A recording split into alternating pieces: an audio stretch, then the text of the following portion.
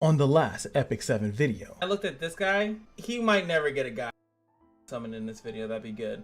All right, so that's done. So what should we do? Like half the stuff in here, and I looked at this guy. He might never get a guide. I think he might be the crappiest, like one of the crappiest characters I've ever seen in a long time. Like single target defense break, crit chance buff, and then he gives himself a turn, and then just a burn. Like I don't know, he's super underwhelming. What did you say, nigga? Furious is far from crappy. He's amazing, especially in Wyvern 11. Don't sleep on Furious. 100% max defense break with crit buff is a pretty powerful character, especially since he is a connection hero. Lol, did he just say Furious is crap? Furious is far from crappy. It's funny how all these YouTubers / streamers call this unit trash, but then post videos of them getting wrecked in PvP by the same unit. You're mocking Furious? He's one of the best defense breakers in the game. For hunts, not only is he free from connections, he can also buff crits for the whole party. He's a ranger, so he can use Song of Stars for extra cancer, pretty low investments on Mola, and he can keep the boss on defense broken state while keeping the whole party crit buff. 10 out of 10 hero for PvE XD. Bars. Damn, I'm sorry. I just thought he was just a boring character. I thought he was just a little boring. I'm sorry, jeez.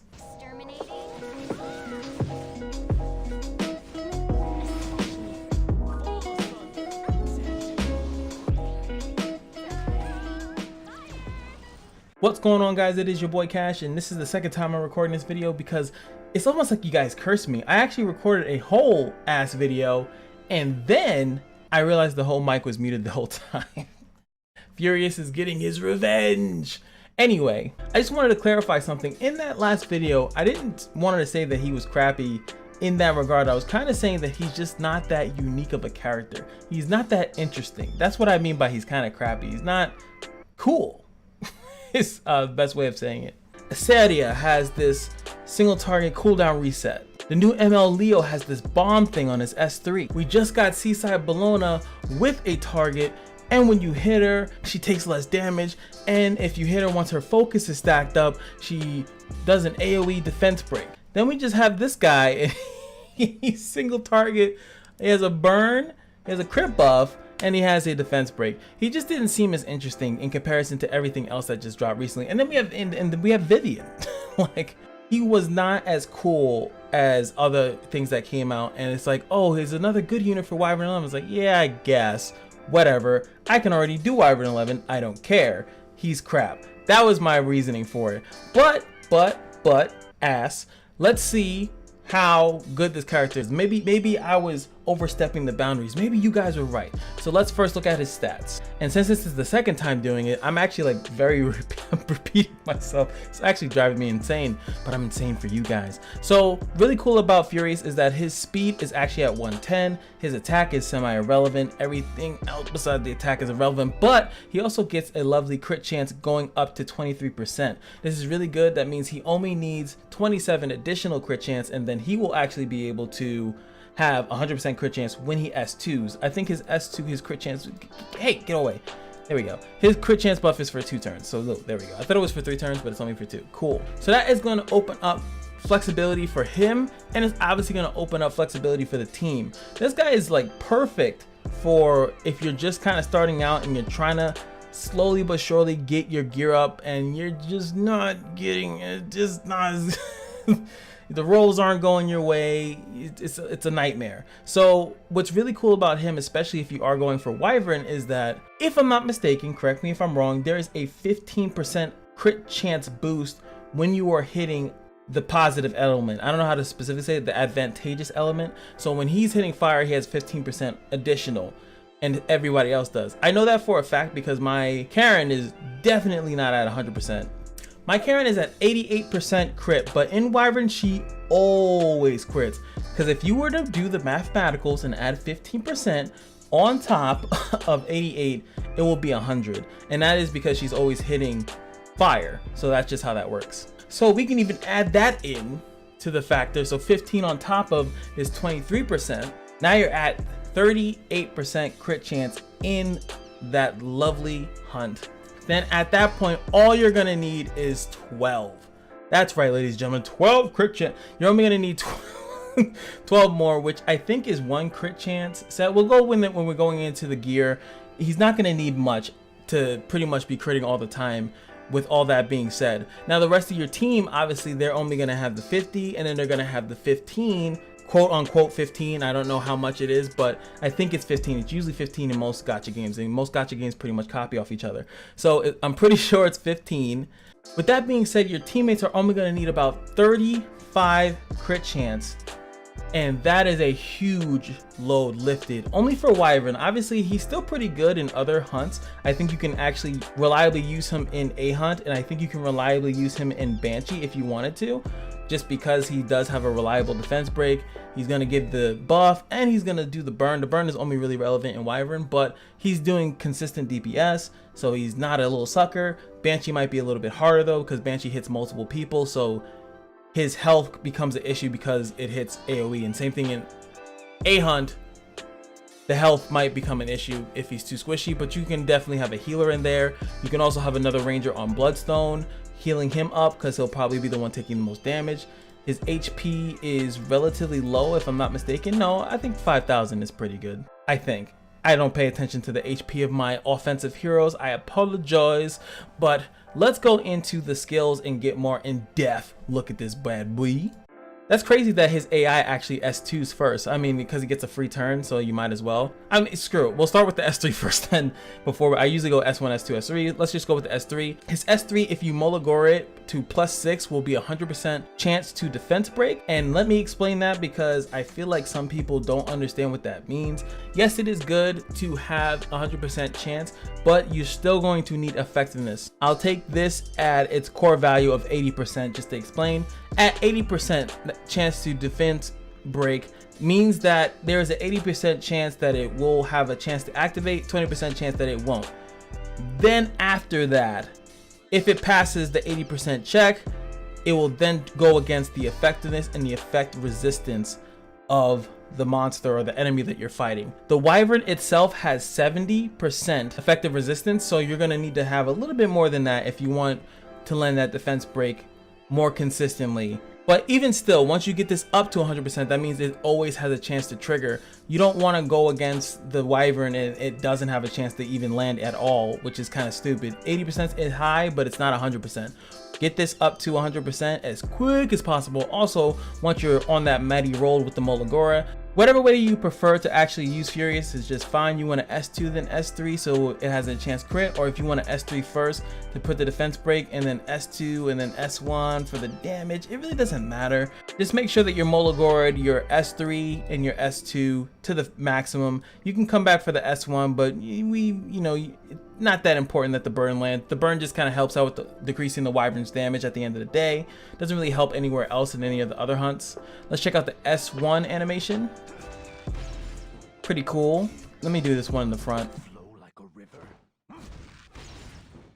And his voice, that was one thing that I was saying, that his voice is pretty cool. It's definitely pretty cool. For the future of Akin. He's so aggressive. I love how aggressive he is. I can't wait to see him in the story mode a little bit. Let's check out the S2, the morale boost. Pretty cool, very quick. Again, one of the things that is against him, Akin. Akin is the best thing about him though. Hashtag Akin. But anyway, like he's just not flashy, and that's another thing against him. Check out his S3, pretty cool stuff. The intro of it, like that's cool, but it just ends in a shot from the crossbow. Like in comparison to what we're used to, it's like that's not enough, bro. Come on. Even if you take like Karen like starts off zip zip, and then cleaves the sword, right? He just like I think the S1 looks cooler. I think if he had this same wind up and then went close up to you and then let it loose, I guess similar to like Ken, I guess that would be just like Ken's super, like kind of like he comes into your face and then like lets off a powerful blast. But I think that would have just looked more intimidating, more. It would have fit his character a little bit more, like he's really disrespecting you, like putting the crossbow into your chest, like and letting that shit off. That's actually crazy to me. I think that would be really, really, really dope in my opinion. But all in all, he's such as I was saying, he's by the books. He's very by the books kind of character. He's good because he's just really good. He's not bringing anything brand new to the table. He's taking several character slots in one character. I said the same thing with Moonlight Rin. Moonlight Rin is such a good character because she is a fast character. She can give you immunity buff. She can strip people's immunity set, like rune set, but gear set buff. And that is a lot for one character to do. It frees up your other slots. And she's more for PvP, but in here, he is also your defense breaker. Depending on what artifacts you give, he could have the target buff. He has a burn, so he can kind of fill in that slot for what people use like Sigadet for, to have like a dot on the character or a constant debuff on the character. So he fills in a lot of slots. I've been playing the game since launch, so it's a little bit different for a character like this dropping now. But if this character would have dropped months ago, I'm pretty sure that I would have been like, oh my god, this is helping me out. Especially him dropping after Seaside Bologna, which everyone's Seaside Bologna thing was like, look how easy Wyvern is.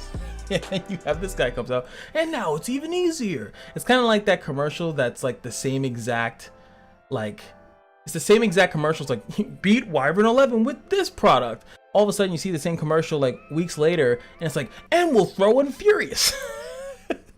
That's what he feels like to me. He's like the cheese grater that comes with the package. But no cheese grater will be good without the proper gear. Now, as we've spoken before, you definitely need to have some effectiveness. That's probably the most important thing on him. As we spoke before, effectiveness is one of the best things that you're going to want to have on him.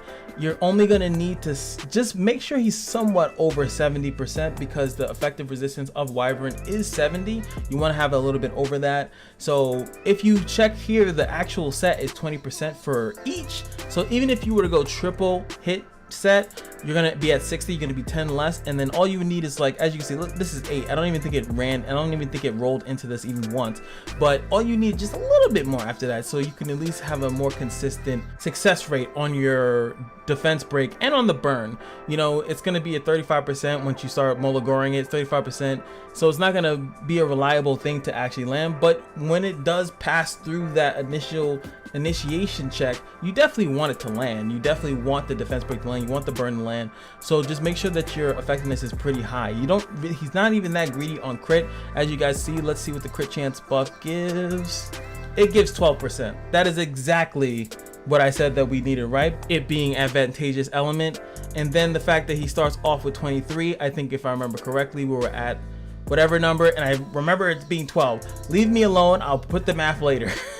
I promise I'll do the math. You'll be at 100% crit pretty much on him, not on everybody else, but him specifically, and I guess any other Leo based character that is in that same team that you're using, which I think Yuna is a Leo as well. Whoever else you're using that's Leo will be under the same magical spell.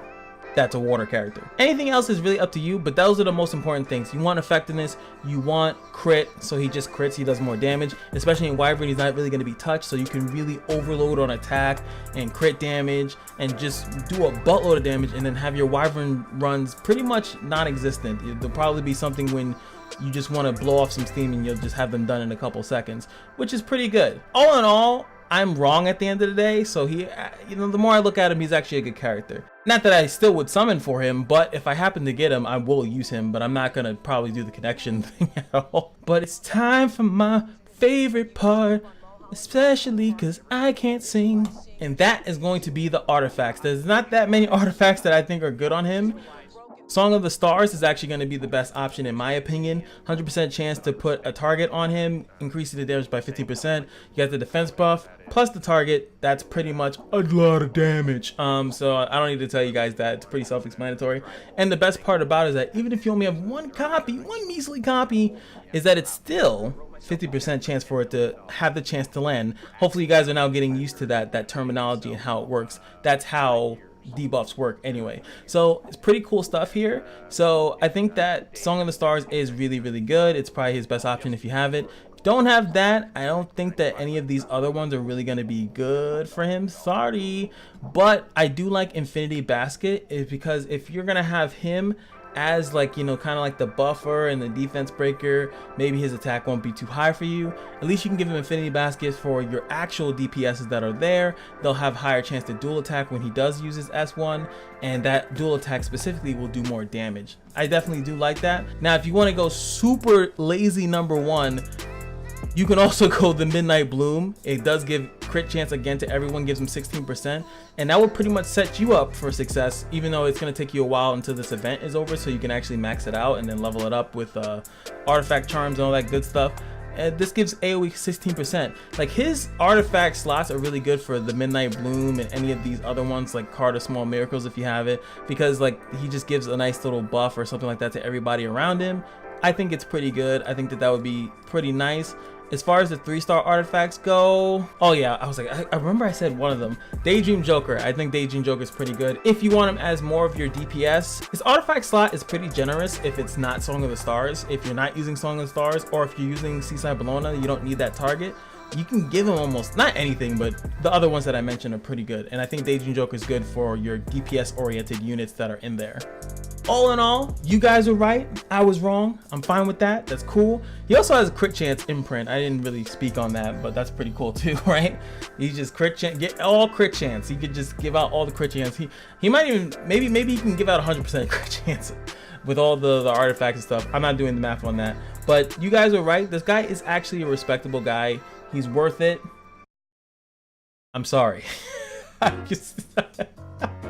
sorry. I thought he was trash. He's not trash.